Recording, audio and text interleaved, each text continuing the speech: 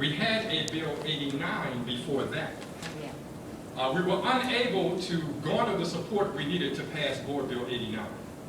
And so we reintroduced the bill in the next session. The Board of Alderman session goes from April to May, and then it starts over. So we introduced a new and rather revised bill that was given the number Board Bill 69 in actually April 29th of 2005. We worked our supporters at that time until March of 2006, actually March 10th of 2006.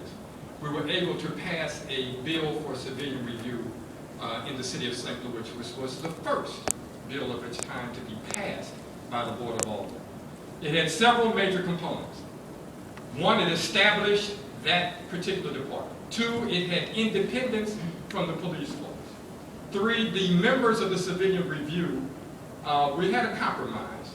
We agreed with the mayor to have the ability to appoint these individuals, but the mayor would appoint them from recommendations from the Board of Aldermen. And then that final recommendation that the board comes up with, that the mayor comes up with, have to be approved by the Board of Aldermen. That was just to ensure that a wider body of individuals would have input on who are the individuals to review these complaints. The board bill also set out the parameters for the Civilian Review Board. The board was able to take in complaints from citizens against the St. Louis Police Department, or members of the St. Louis Police Department, of alleged misconduct. That misconduct could also include racial slurs and other breaches of conduct and laws within the city of St. Louis. That board would have the authority then to accept the complaints and to involve themselves in review and investigation of those complaints.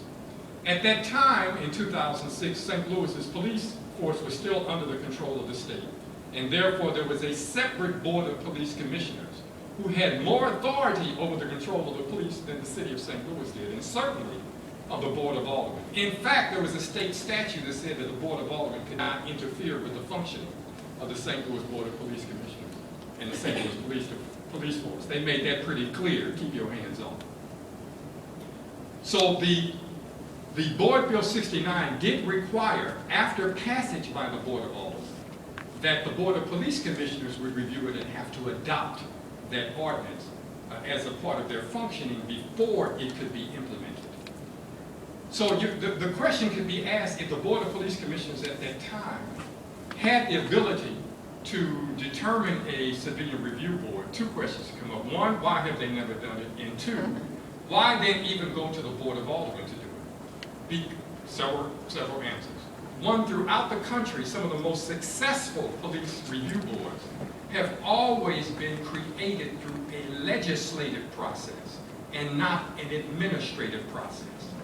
The Board of Police Commissioners is an administrative body and could not legislate the creation of a board of a civilian review board.